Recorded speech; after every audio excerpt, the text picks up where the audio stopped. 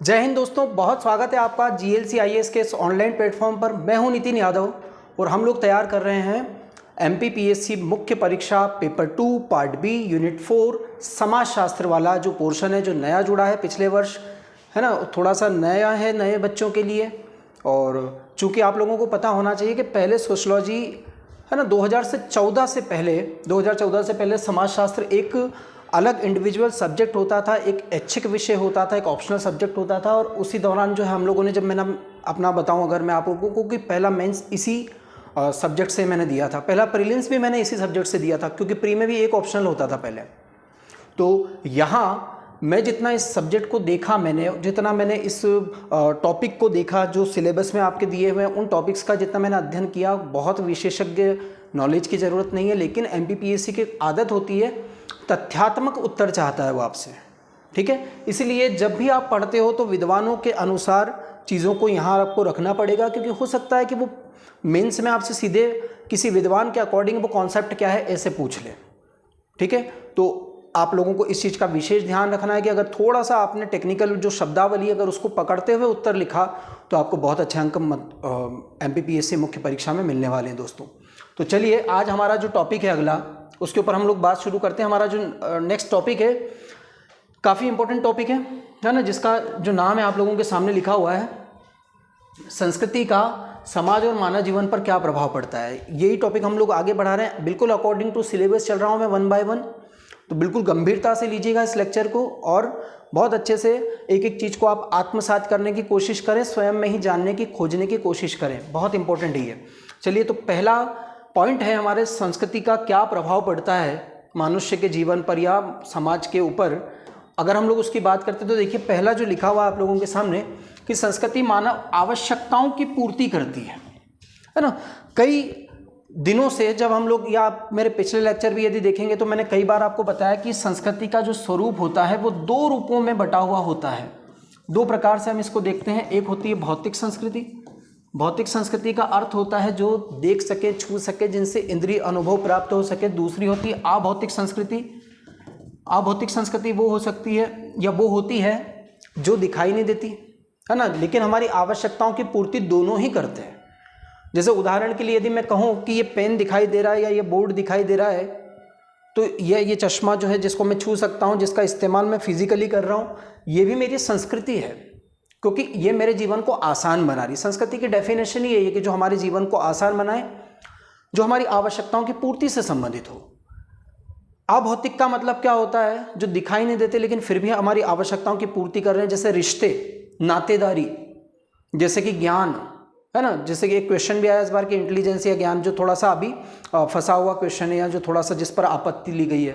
तो ऐसे जो प्रश्न है वो भी आपके तैयार हो जाएंगे अगर इस तरीके से कॉन्सेप्ट अगर आपके मजबूत हुए तो देखिए, चाहे संस्कृति का भौतिक पक्ष हो या अभौतिक पक्ष हो, दोनों का संबंध किससे है? दोनों का ही संबंध मानव की आवश्यकताओं से है।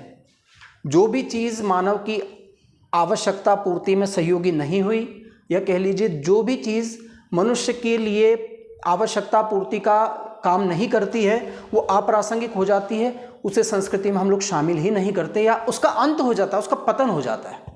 जब हम कहते हैं कि संस्कृति में कुछ पुरानी चीज़ों को छोड़ के नई चीज़ों को अपना लिया सांस्कृतिक संक्रमण के फलस्वरूप, तो कहेंगे कि पुरानी जो संस्कृति थी उसका पतन हो गया, यानी कि अब वो उपयोगी नहीं रही। जैसे बहुत सारा कर्मकांड, पर्दा प्रथा, ये हमारी संस्कृति का अंग था, लेकिन अब वो धीरे धीरे नेग्लेक्ट हो गया, क्योंकि अब उसे वर्तमान समय में हमें उसकी आवश्यकता नहीं है।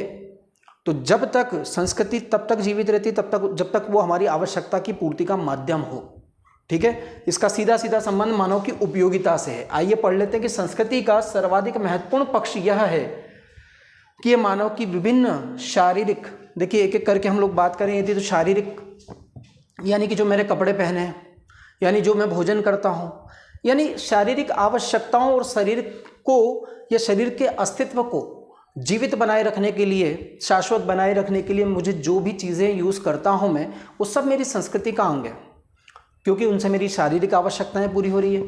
आगे देखते हैं सामाजिक, जैसे अभी मैंने नाम लिया, नातेदारी हो गई, आपसी संबंध हो गए, है ना, आवश्यकता पूर्ति हो गई, शिक्षा हो गई, समाज व्यवस्था हो गई, जाति प्रथा हो गई, वर्ण व्यवस्था हो गई, ये जितनी भी चीज़ें हम लोग देख रहे हैं ये सब के सब हमारी सामाजिक आवश्यकताओं की पूर्ति के माध्यम है, इसीलिए ये हमारी संस्कृति में शामिल है।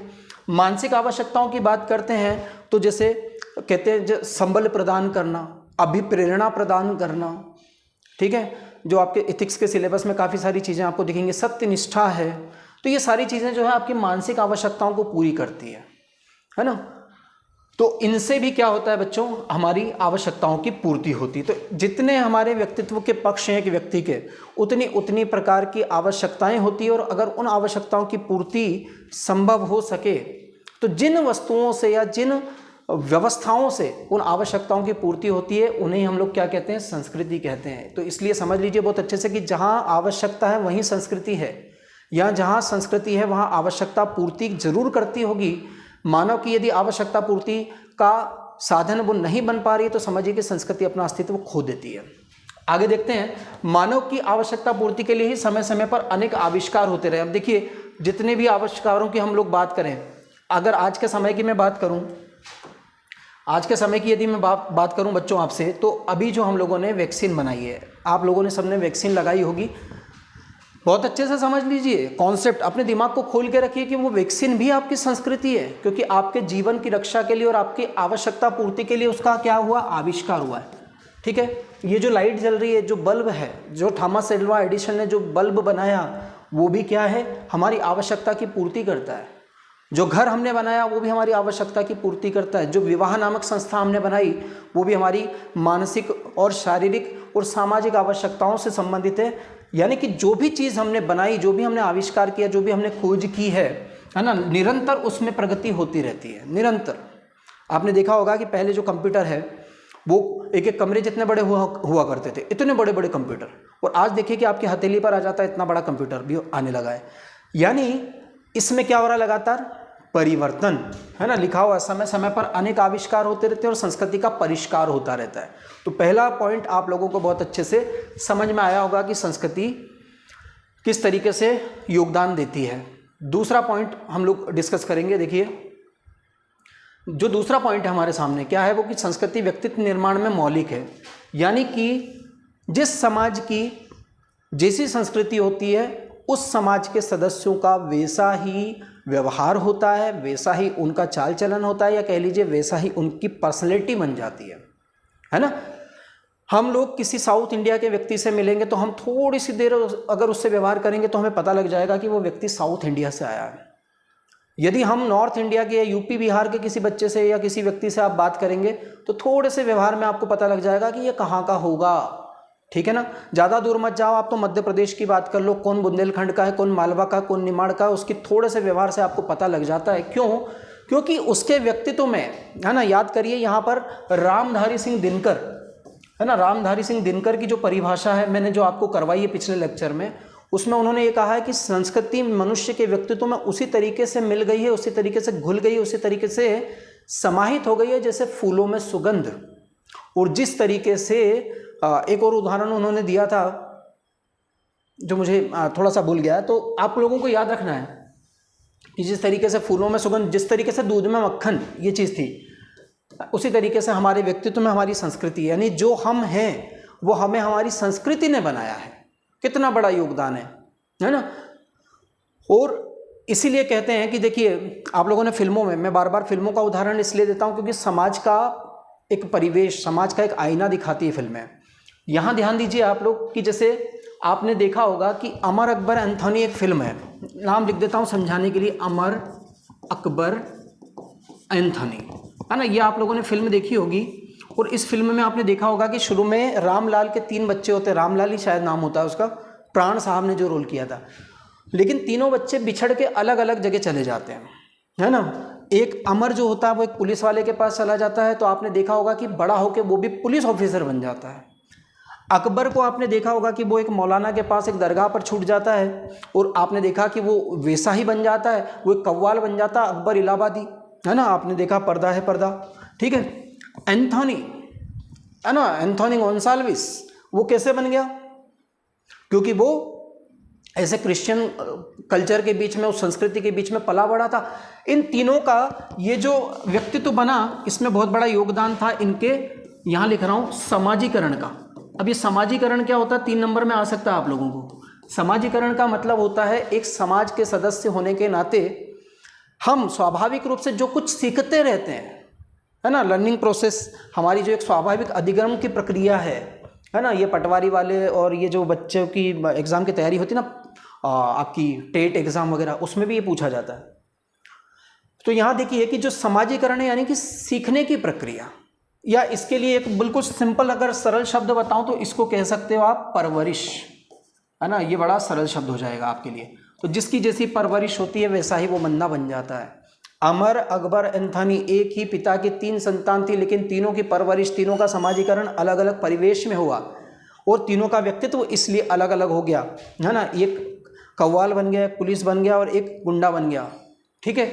अब ये देखिए इन तीनों का जो व्यक्तित्व बना उसमें इनकी संस्कृति का सबसे बड़ा योगदान था। तो आप लोगों को बहुत क्लियर हो गई होगी इस उदाहरण से ये बात कि जो आज हम हैं वो हमारी संस्कृति की वजह से है। जिस कल्चर में हम रहते हैं वैसा ही हम ढल जाते हैं, है ना। और इसीलिए कह सकते हैं व्यक्तित्व में बदलाव भी संभव है, व्यक्तित्व परिवर्तित भी हो सकता है। इसलिए कहते हैं कि अच्छे लोगों के बीच में रहो, पुराने लोगों का साथ छोड़ दो तो तुम भी सुधर जाओगे। इसलिए कहते हैं घर वाले हमको, क्यों कहते हैं, क्योंकि हम जैसे लोगों के बीच में रहेंगे, जैसी संस्कृति के बीच में रहेंगे, जैसे कल्चर को अडॉप्ट करेंगे वैसे ही हम होने लगते हैं धीरे धीरे, ठीक है। तो इस संस्कृति का हमारे भविष्य के लिए भी बड़ा योगदान है, हमारे वर्तमान के लिए भी बड़ा योगदान है इसका, ठीक है। हमारे आने वाले समय के जीवन, हमारे परिणाम कैसे होंगे, सब कुछ ये संस्कृति तय करती है, बड़ी महत्वपूर्ण होती है ना। इसलिए बहुत गहराई से समझाने की कोशिश कर रहा हूँ। प्रत्येक मनुष्य किसी न किसी संस्कृति में जन्म लेता है, पूरी बात आपको क्लियर हो जाएगी। उसका पालन पोषण किसी सांस्कृतिक पर्यावरण में होता है, जो मैंने इन तीनों बच्चों का बताया, अमर, अकबर, एंथनी का। प्रत्येक व्यक्ति अपनी संस्कृति को ग्रहण करता है। ग्रहण करने की प्रक्रिया ही क्या कहलाती है बच्चों, समाजीकरण कहलाती है। बहुत अच्छे से मालूम होना चाहिए, सोशलाइजेशन, है ना। डॉक्टर एन श्रीनिवासन भारत के एक बहुत विख्यात समाजशास्त्री है, उन्होंने ये संस्कृतिकरण या समाजीकरण, संस्कृतिकरण अलग होता है, माफ कीजिएगा, समाजीकरण यानी सोशलाइजेशन की ये जो प्रक्रिया है, ये उन्होंने सबसे पहले इसका प्रतिपादन किया था। ये एक बहुत महत्वपूर्ण समाजशास्त्री अवधारणा है, 3 नंबरों में मेंस में आ सकती है, अलग से लिखवा भी दूंगा आपको, है ना, चिंता ना करें। और अपने व्यक्तित्व में उसको आत्मसात कर लेता है, जैसे इन तीनों ने अपने व्यक्तित्व में उनको आत्मसात किया, उसी को कहते हैं परवरिश, उसी को कहते हैं समाजीकरण। इसलिए ही कहा जाता है कि व्यक्ति संस्कृति का आत्मविषयक पक्ष है, यानी कि जो हम हैं वो संस्कृति हमारे अंदर ही, आत्म विषय के अंदर की बात है, ठीक है। हमारा व्यवहार कैसा है, हमारा तौर तरीका कैसा है, ये डिपेंड करता है। व्यक्तियों में भिन्नता सांस्कृतिक भिन्नता के कारण ही होती है। देखिए एक ही पिता की 3 संतान है, अमर, अकबर, एंथनी, नाम से लेके उनकी पर्सनैलिटी से लेके तो उनका हर तौर तरीका, जीवन शैली सब कुछ अलग अलग है, ठीक है। उनकी पसंद नापसंद सब कुछ डिफरेंट है। किसकी वजह से हुआ, संस्कृति की वजह से, क्योंकि तीनों की संस्कृति अलग हुई तो सब कुछ अलग हो गया। पसंद नापसंद, व्यक्तित्व, भविष्य, है ना, उनका व्यवहार, समझ में आया आप लोगों को। तो बहुत अच्छे से ये चीज़ें समझना है, इस तरीके के कुछ आसान तरीके अपना के आगे बढ़ते हैं। तीसरी विशेषता की तरफ बढ़ेंगे अपन लोग। देखिए तीसरी विशेषता है संस्कृति मानव को मूल्य और आदर्श प्रदान करती है। उसी से जुड़ा हुआ है जो इसके पिछले वाले पॉइंट में हमने पढ़ा, जो समझा, उसी से ये जुड़ा हुआ। संस्कृति मानव को मूल्य का मतलब होता है वैल्यूज़, इसको इंग्लिश में कहते हैं। इसका अगर और एक आसान शब्द में अगर आप लोगों के लिए कहूँ तो मूल्य का मतलब होता है हमारे उसूल। आपने फिल्मों में खूब सुना होगा कि मैं अपने उसूलों से समझौता नहीं करता, ठीक है ना। एक बार जो मैंने कमिटमेंट कर लिया, यानी जिसके प्रति हमारी बहुत कमिटमेंट होती है, वो मूल्य है ना, वो जीवन जीने का तरीका, ठीक है, वो वैल्यूज़, वो उसूल, वो मापदंड जो हमने खुद के लिए डिसाइड किए होते हैं, उनको मूल्य कहते हैं। और आदर्श प्रदान करती है, यानी कि हर समाज की संस्कृति में ये चीज़ें जो है मौलिक रूप से होती हैं। जैसे हम लोग यहाँ अगर पढ़ें कि प्रत्येक व्यक्ति अपनी संस्कृति के आदर्शों, जैसे भारत का आदर्श है स्वतंत्रता,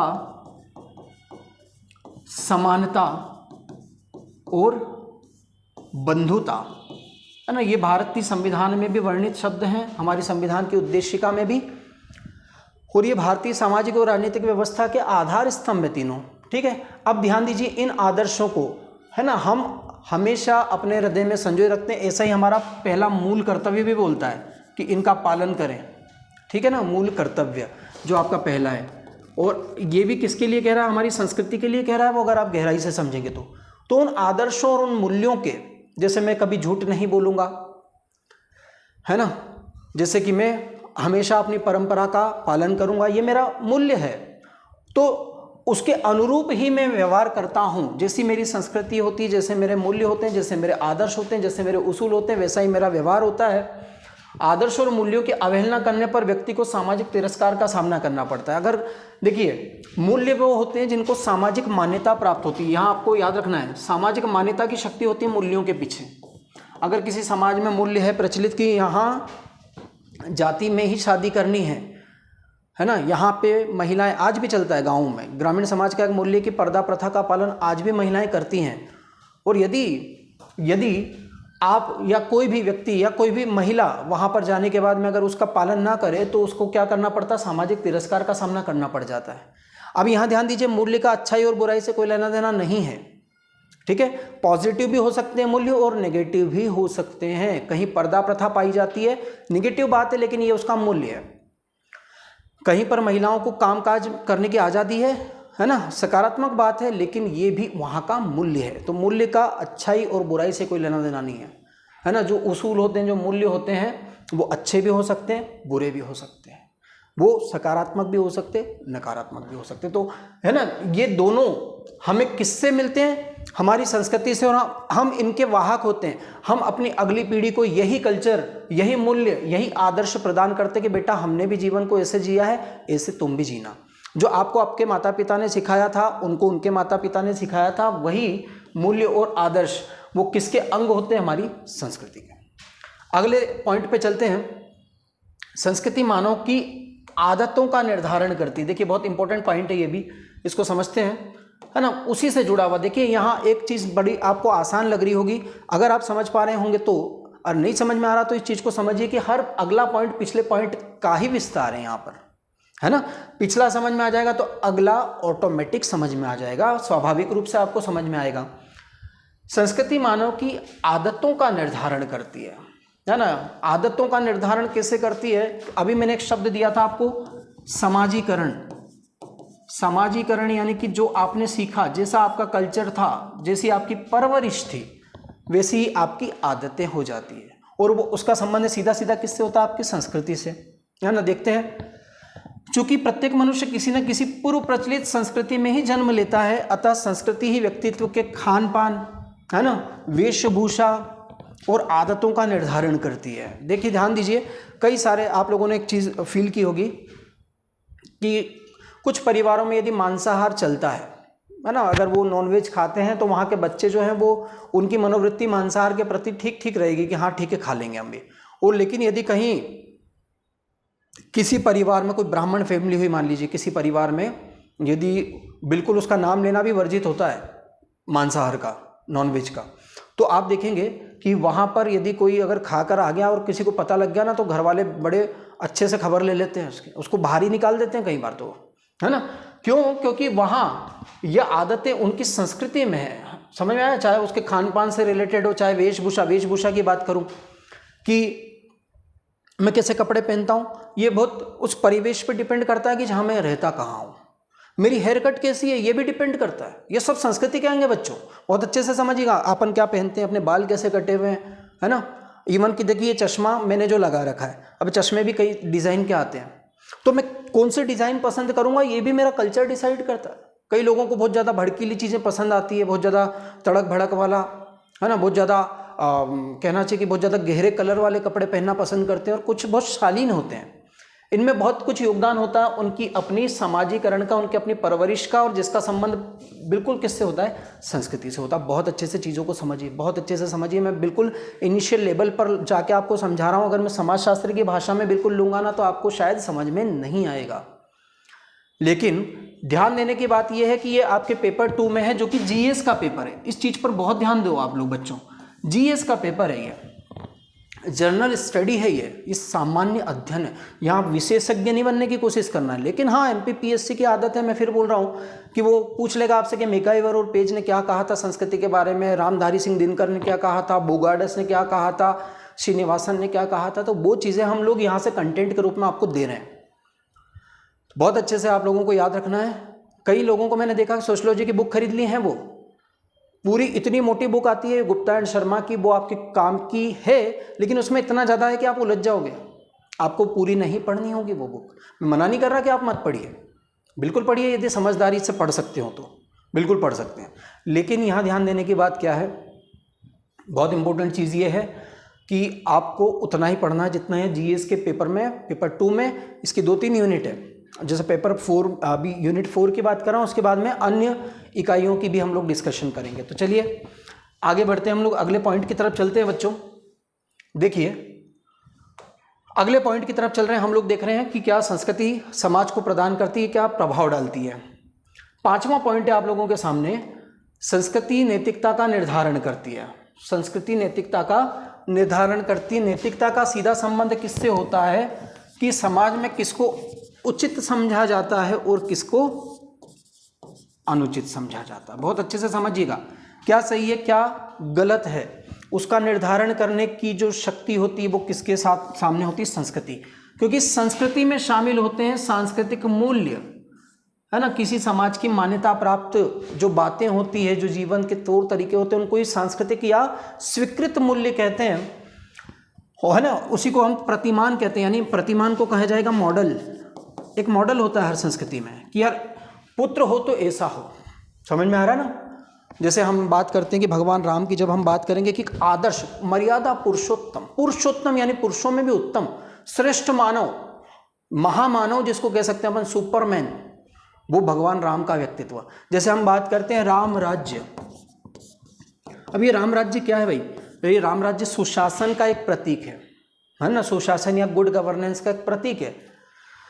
लेकिन ये सबसे उचित है, शासन की सबसे उचित प्रणाली है, समझ में आ रहा है। जैसे हम कहेंगे रावण, तो रावण का जो व्यक्तित्व, जितनी भी हमारी पौराणिक कथाएं वगैरह होती है, उसमें जो भी राक्षस राज बताए जाते हैं, जो भी प्रतीकात्मक चीजें होती है बहुत सारी, है ना, कि यदि नाक कटना, आपने शूर्पणखा की उसमें देखा होगा कि यदि आप अपने एक नैतिक चरित्र से, एक मर्यादा से अगर आगे बढ़ोगे तो नाक जरूर कट जाएगी, ये सिखाने वाली बात है, ठीक है।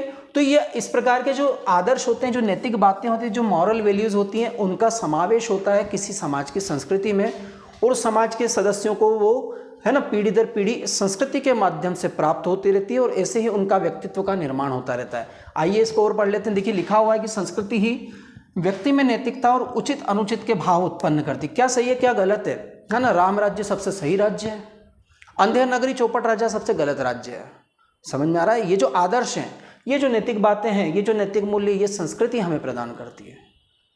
आई ना बात समझ में। तो इस तरीके की बातें होती है, बहुत जनरल बातें हैं दोस्तों, जनरल स्टडी की तरह ही लीजिए, इसमें विशेषज्ञ बनने की बहुत ज़्यादा आपको ज़रूरत नहीं है। तो इस तरीके से हमारा संस्कृति वाला जो पोर्शन है वो कंप्लीट हो जाता है। और अगला जो इम्पोर्टेंट टॉपिक है, बहुत इंपॉर्टेंट जो टॉपिक है हमारा, वो है सभ्यता। देखिए आपसे कहूँगा कि इस वीडियो को थोड़ा सा रोक कर सिलेबस निकाल के अपने सामने रखिए, क्योंकि जितना भी हमें पढ़ना होता है, और जो मेरा तरीका होता है हमेशा बताने का, पढ़ाने का, वो ये होता है कि आप जो सिलेबस में है वही तैयार कीजिए, अन्यथा भटक जाएंगे इधर उधर, है ना, और आपकी गलत जगह पर मेहनत हो जाएगी, यानी जो ऐसी मेहनत हो जाएगी जो आपको शायद सफलता ना दिला सके। और अगर सफलता प्राप्त करनी जल्दी से, तो आप वैसे पढ़िए जैसे पढ़ने की ज़रूरत है। यहाँ अगला जो टॉपिक आपके सिलेबस के अकॉर्डिंग आपके लिए आ रहा है, उसको आपको बहुत अच्छे से याद रखना। उस सिलेबस का नाम क्या है, उस सिलेबस का नाम है दोस्तों सभ्यता। सभ्यता, है ना, वहाँ लिखा है संस्कृति और सभ्यता और संस्कृति की अवधारणा। तो मैंने संस्कृति वाला कॉन्सेप्ट क्लियर करा दिया। इन लेक्चर्स को कई बार पलटा के देखिए। ये जो आपके सामने कंटेंट है, इसको बहुत अच्छे से तैयार कीजिए, नोट्स बना लीजिए, इसका बहुत मदद मिलेगी आपको। तो देखिए सभ्यता की हमने बात की। अब सभ्यता के बारे में हम लोग कैसे पढ़ने वाले हैं, तो ये पढ़ने का तरीका होता है कि कितने इसके आयाम है, कितने डायमेंशंस हैं एक टॉपिक के, उसको हम शुरुआत में एक जगह पर देख लें। सबसे पहले हम इसका इंट्रोडक्शन देखेंगे, फिर इसकी डेफिनेशंस पढ़ेंगे, फिर इसकी विशेषताओं की बात करेंगे, फिर सभ्यता और संस्कृति में अंतर की बात करेंगे, और फिर संस्कृति और सभ्यता के बीच क्या रिलेशंस हैं, क्या इनके बीच में आपसी संबंध है, इनकी हम लोग बात करेंगे। तो इतने पॉइंट्स में, इतने आयामों में बांटकर हम इस टॉपिक को कवर कर लेंगे। आशा करेंगे, ऐसी कोशिश रहेगी कि आपका कोई भी प्रश्न यहाँ से अधूरा ना छूटे, ठीक है। चलिए आगे बढ़ते हैं। तो फिर श्री गणेश करते हैं हम लोग। सबसे पहले देखिए परिचय आता है आप लोगों के सामने, इंट्रोडक्शन सभ्यता के बारे में। और सभ्यता के बारे में आप लोगों को बहुत अच्छे से याद रखना है कि इसको पढ़ने से पहले आप मेरी बात पर ध्यान दीजिएगा। संस्कृति और सभ्यता में थोड़ा सा डिफरेंस होता है ना। संस्कृति जैसे अभी हमने कहा कि जो भी हमारी आवश्यकताओं की पूर्ति के लिए जो भी हमने बनाया, चाहे वो भौतिक हो चाहे अभौतिक हो, जो भी तौर तरीके हैं, जो भी संसाधन हैं, जो भी वस्तुएं हैं, है ना, जिनको हमने डेवलप किया है, वो सब मिलके संस्कृति कहलाती है। और इसलिए कहलाती है क्योंकि वो हमारे व्यक्तित्व के विकास से संबंधित है, हमारी आवश्यकताओं की पूर्ति से संबंधित है। अब ध्यान देना है आपको कि इस संस्कृति के विकास का जो चरण होता है, फिर से सुनिए, जिस कदम से, जिस चरणों से, जिस स्टेज वाइज ये संस्कृति आगे बढ़ती है, उसके चरणों को, या कहना चाहिए कि उसकी उन अवस्थाओं को जो कि समय के सापेक्ष होती है, उसको कहते हैं सभ्यता। समझिएगा बहुत अच्छे से। आज हम लोग फ्लैट में रह रहे हैं बड़े बड़े, है ना, ये भी एक संस्कृति का एक स्तर है। वो आदि मानव जो पहले खाना बदोश था, वो जो एक स्थान पर कहीं रहता ही नहीं था, है ना, और आज वो बड़े बड़े फ्लैट में, बड़े बड़े मेंशंस में रह रहा है दोस्तों। बड़ी बड़ी व्यवस्थित कॉलोनियाँ बनाई जा रही है उसके रहने के लिए, आधुनिक तरीके हैं, हर काम रिमोट से हो रहा है आज उसका, है ना, घर में सब चीज़ ऑटोमेटिक हो गई है। तो ये जो मनुष्य है ना, जो कभी कभी वस्त्र ही नहीं पहनता था और जिसके पास रहने को घर ही नहीं था, जो वृक्षों के ऊपर रहता था जंतुओं से अपनी रक्षा करने के लिए, आज वो इतने व्यवस्थित तरीके से एक श्रेष्ठ जीवन शैली जी रहा है वो। तो ये क्या है, वहाँ से यहाँ तक जो हम पहुँचे, ये उसका जो स्तर है, जिस स्तर पर ये आज है। अब अगर मैं कहूँ कि सन 1900 में उसका स्तर क्या था, तो आप बताओगे कि ये स्तर था। तो संस्कृति के विकास का जो स्तर होता है, जो स्टेज होती है, जो दशा होती है, उस दशा को हम कहते हैं सभ्यता। समझ में आ रही? इसको सिविलाइजेशन कहा जाता है इंग्लिश में। आज है सभ्यता का स्तर 2022 में हम इस तरीके से जी रहे हैं। आज जैसे आप देखिए कि लॉकडाउन के पहले जो आज मैं जिस माध्यम से आपको पढ़ा रहा हूँ, इतना विकास नहीं हुआ था ऑनलाइन एजुकेशन का, है ना। ऑनलाइन शिक्षा इतनी डेवलप नहीं हुई थी, ना इतनी ज़्यादा व्यवहार में आई थी, लेकिन लॉकडाउन ने इसको व्यवहार में ला दिया, इसको प्रैक्टिकल बना दिया और आम हो गई अब ये चीज़। हर इंस्टीट्यूट कोशिश ये करता है कि वो ऑनलाइन ज़्यादा से ज़्यादा बच्चों से जुड़े। तो ये शिक्षा का क्या है, एक स्तर है। आज मेरे पढ़ाने का दायरा बढ़ गया। अब मैं तो आपको जानते नहीं, आप मुझे ज़रूर देख रहे हैं, लेकिन मैं आपको नहीं देख रहा हूँ। यानी कि मेरी इस व्यक्तित्व का एक विस्तार है, और ये जो स्तर है, ये सभ्यता का स्तर है। जबकि शिक्षा है संस्कृति, वो संस्कृति शिक्षा का ये जो विकास हो रहा है, जो जिस चरम पे, जिस स्टेज पर ये पहुंच रही है, वो स्टेज, वो चरण आज 2022 में वो है, इसकी ये सभ्यता कहलाता है दोस्तों। अब अगर देखिए 2032 में कुछ और विकास हो गया, इसमें कहीं ऐसा हुआ कि मैं भी आप सब लोगों को देख पाया यहाँ से, है ना, या और कुछ एडवांस हो गया इसमें, तो कहेंगे कि सभ्यता का और विकास हो गया है। तो संस्कृति, है ना, सभी प्रतिमानों को संस्कृति कहते हैं, जिनसे हमारी आवश्यकता की पूर्ति होती है। सभी संसाधनों को संस्कृति कहते हैं, और उनके जो विकास का चरण होता है, जो स्तर होता है ना, किसी समय विशेष में, उसे कहा जाता है दोस्तों सभ्यता। तो आइए थोड़ा सा डिस्कशन कर लेते हैं। सबसे पहले इसकी परिचय, इसके इंट्रोडक्शन को समझते हैं कि सभ्यता का संबंध संस्कृति के भौतिक पक्ष से। देखिए इस शब्द को बहुत अच्छे से पकड़िए कि यहाँ जब मैं बात कर रहा था संस्कृति की, तो उसमें मैंने भौतिक और अभौतिक दोनों की बात की थी, लेकिन कई सारे विद्वान हैं, जैसे यहाँ आप देखोगे मैथ्यू आर्नोल्ड, इन पर खास ध्यान देना है। ये सब आपके उत्तरों में शामिल होना चाहिए, तभी आप आकर्षित कर सकते हैं परीक्षक को कि आपको दूसरों की तुलना में ज़्यादा नंबर दे यहाँ पर, है ना। ये बहुत स्कोरिंग रहेगा अगर आपने इन चीज़ों को डाल दिया तो। अल्फ्रेड वेबर और मैकाइवर, इस प्रकार के जो समाजशास्त्री, उन्होंने क्या बोला है, भौतिक पक्ष को ही संस्कृति माना है, या माफ़ कीजिएगा, संस्कृति के भौतिक पक्ष को ही सभ्यता माना है। जैसे मैंने अभी जितनी भी बातें की है कि हम कहाँ पेन पट्टी से लिखते थे और कहाँ आज हम जो है, हर बच्चे के पास टैबलेट हो गया, आज टैबलेट से पढ़ाई कर रहा है। वो जो पट्टी पे लिखता था, स्लेट पर लिखता था चौक से, है ना। आज समझ में आ रहा है, जब हमने पढ़ने की शुरुआत की थी तब क्या चीज़ें थी और आज क्या चीज़ें हो गई हैं। छोटे छोटे बच्चों की क्लासेस मैंने देखा अभी ऑनलाइन चली हैं, छोटे छोटे केजी के बच्चे थे। मेरा अपने भांजे को मैंने पढ़ते हुए देखा, छोटा सा बच्चा है वो, और वो ऑनलाइन मैडम उसको पढ़ा रही है, जूम के थ्रू पढ़ा रही है, XYZ उनकी एप्लीकेशन से अपनी स्कूलों की। तो ये देखिए कितना है, शिक्षा क्या है, हमारी संस्कृति है। शिक्षा क्या है, हमारी संस्कृति है, लेकिन उसका ये जो फिजिकल लेवल पे आप जो उसका विकास देख रहे हो, ये सभ्यता है। ऐसा ही ये मैथ्यू अर्नोल्ड, अल्फ्रेड वेबर और मैकाइवर का कहना है। आगे चलते हैं। देखिए इसके अंतर्गत वे चीज़ें आती हैं जिनका उपयोग करके व्यक्ति अपनी आवश्यकताओं की पूर्ति करता है। देखिए ये बात तो मैंने बार बार आप लोगों को मेंशन की कि जहाँ आवश्यकता होती है वहीं संस्कृति होती है ना। आवश्यकता का सीधा संबंध किससे होता है? आपके कल्चर से होता है, संस्कृति से होता है ना। सभ्यता का संबंध उन भौतिक साधनों से, देखिए बार बार शब्द क्या आ रहा है, बहुत अच्छे से पकड़ लीजिए इस चीज को। सभ्यता में भौतिक पक्षों को शामिल किया जाता है अधिकांशतः, ठीक है, जिनमें उपयोगिता का तत्व पाया जाता है, यानी कि जो आपकी आवश्यकता पूर्ति से कहीं ना कहीं संबंधित है, जैसे कि उद्योग हो गया, आवागमन के साधन हो गए, मुद्रा हो गई, है ना, जो नोट आपको दिखाई देते हैं, जो भी चीज़ें फिजिकल हैं जो आपको दिखाई दे रही है और जिनका लगातार स्वरूप परिवर्तित हो रहा है, जिनमें लगातार सुधार हो रहा है, जिनमें लगातार परिष्कार होता चला जा रहा है बच्चों, इसी चीज़ को क्या कहा जाता है? इसी चीज़ को क्या कहा जाता है? सभ्यता कहा जाता है। तो संस्कृति में भौतिक और अभौतिक दोनों पक्ष संबंधित है, लेकिन संस्कृति के भौतिक पक्षों के विकास का जो चरण होता है, जो स्टेज होता है, जो एक परिस्थिति होती है विकास की, उसी को हम कहते हैं सभ्यता। जैसे उदाहरण के लिए आदि मानव जो था वो वस्त्र धारण नहीं करता था, नग्न घूमता था, और आज देख रहे हो आप कि हम लोग ब्रांडेड कपड़े पहनते हैं। तो ये कपड़े हमारे फिजिकल चीज़ हैं, भौतिक संस्कृति का अंग है, लेकिन इसका विकास हुआ होगा ना कहीं। पहले कुछ ना कुछ पत्ते वत्ते लपेटता था वो मनुष्य, है ना, फिर धोती कुर्ता पहनने लगा। अब आजकल तो सिंथेटिक पता नहीं कितने कितने फैब्रिक के कपड़े आने लगे हैं, हर मौसम में अलग प्रकार के कपड़े, है ना जाने क्या क्या फैशन आने लगा है कपड़ों के मामले में। तो ये जो चीज़ है ये है सभ्यता, उस संस्कृति के भौतिक पक्ष का विकास का चरण सभ्यता। मानव की विभिन्न प्रकार की आवश्यकताओं की पूर्ति के साधनों या माध्यमों को हम सभ्यता कह सकते हैं, और ज़्यादातर इसमें किसको शामिल किया है? ज़्यादातर विद्वानों ने भौतिक पक्ष को।